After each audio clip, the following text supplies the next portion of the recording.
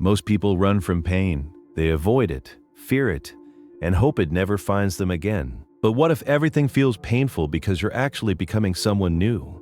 What if the discomfort is not your enemy, but a messenger telling you that something profound is happening inside? The most transformative periods of your life rarely feel good while they're happening. Whether you're learning a new skill, changing careers, healing from loss, or redefining who you are, the journey forward always seems to come wrapped in some form of pain. The confusion sets in when you're told that growth should feel easy and natural. But the truth is, growth almost never does.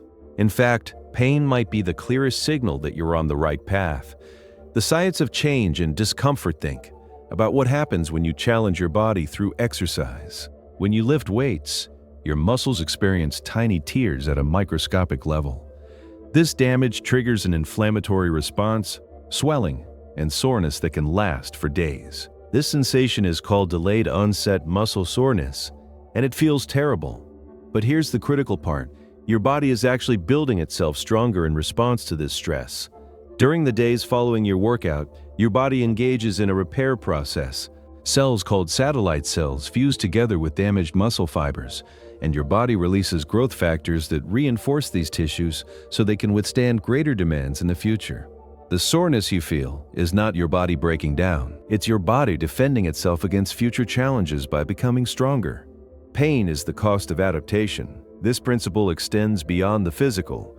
When you challenge your mind and emotions, the same biological wisdom applies. Your brain doesn't like thinking new thoughts or adopting new perspectives. It requires energy and disrupts established patterns.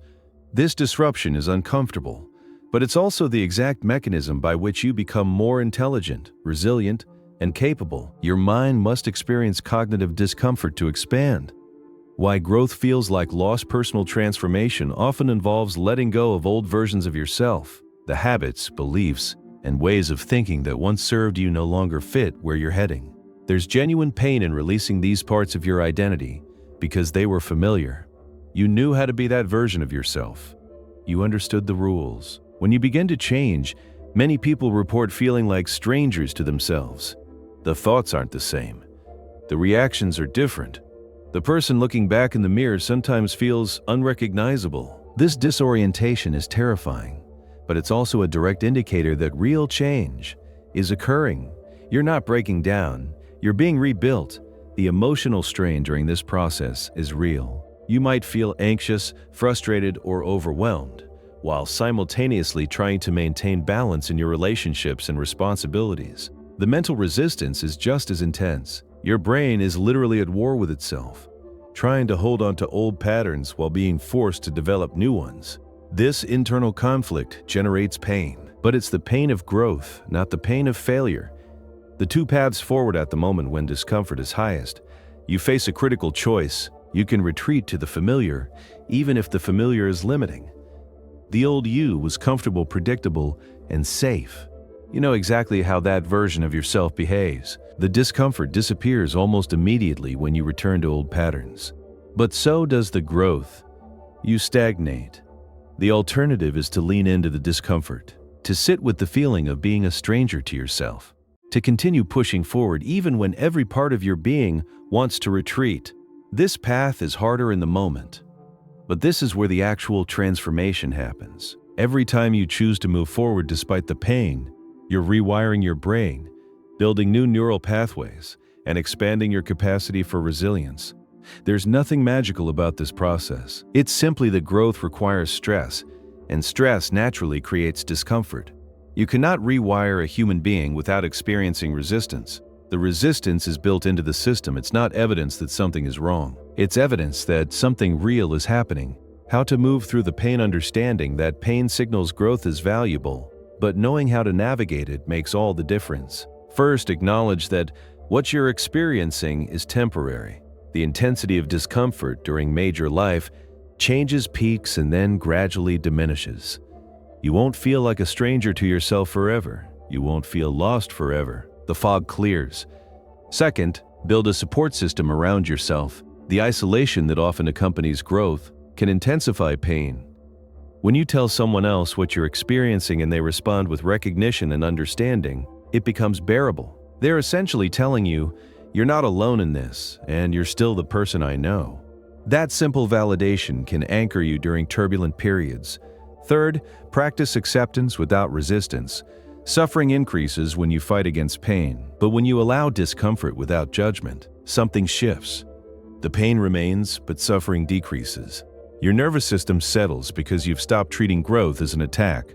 Fourth, maintain sources of positive emotion during difficult work. Visit a friend, spend time in nature, pursue something you enjoy.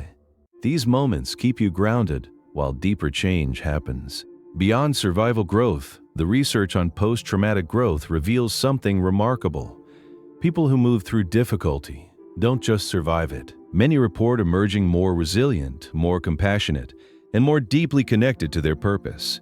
They develop what researchers call benefit finding, the ability to identify the meaningful lessons and unexpected advantages that came through the struggle. This doesn't erase the pain or minimize what was lost, but it does suggest that your capacity for growth is larger than you likely believe. Resilience isn't something you either have or don't have. It's a skill that strengthens through exercise, the same way your muscles strengthen through use. Every time you move through discomfort and come out the other side intact, you're building resilience. You're increasing your capacity to handle future challenges. You're becoming anti-fragile. The people who thrive across different domains of life, athletes, artists, leaders, and ordinary people living extraordinary lives, all share one characteristic. They've made peace with discomfort. They've stopped seeing pain as a signal to stop. They've learned to interpret it as a signal that they're challenging themselves at the appropriate level. Too little challenge, and there's no growth. Too much challenge, and there's injury. The right amount of challenge creates the optimal conditions for transformation. Reframing your relationship with pain. For most of your life, you've been taught to avoid pain. Modern culture treats discomfort as a failure of the system, something to be eliminated as quickly as possible. But this cultural narrative has left many people unable to distinguish between harmful pain that requires immediate attention and productive pain that facilitates growth. A broken bone needs immediate care. Chronic illness needs medical attention. But the emotional pain of being challenged, the mental strain of learning something new, the disorientation of becoming someone different, these are not emergencies. They're invitations. They're your psyche and your body saying, "I'm ready to expand. I'm ready to become more." The pain stops being about whether you're strong enough or good enough. It becomes simply feedback. Your body is telling you that you're stressing it in a way that demands adaptation. Your mind is telling you that you're thinking thoughts that challenge your established beliefs. Your emotions are telling you that you're facing situations that require new responses. None of these messages are bad news. They're all evidence that you're alive, you're engaged, and you're growing.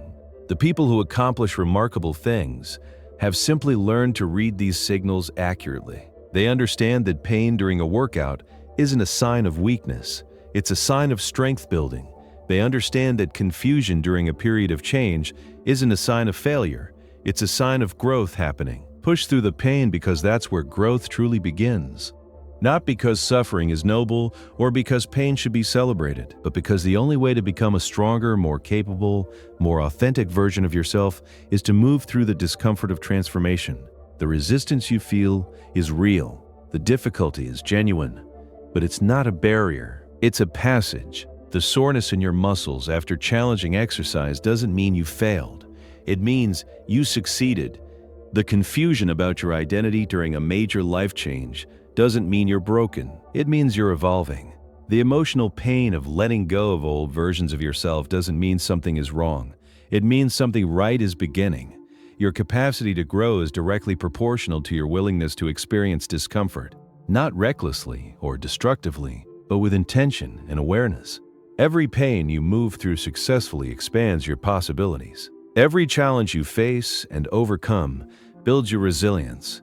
Every moment you choose growth over comfort is a moment you're becoming who you're meant to be. So the next time you feel pain, whether it's physical, emotional, or mental, pause before you run from it.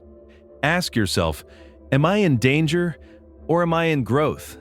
Most often the answer will be growth. And when that's the answer, push through, because that's where the real transformation lies.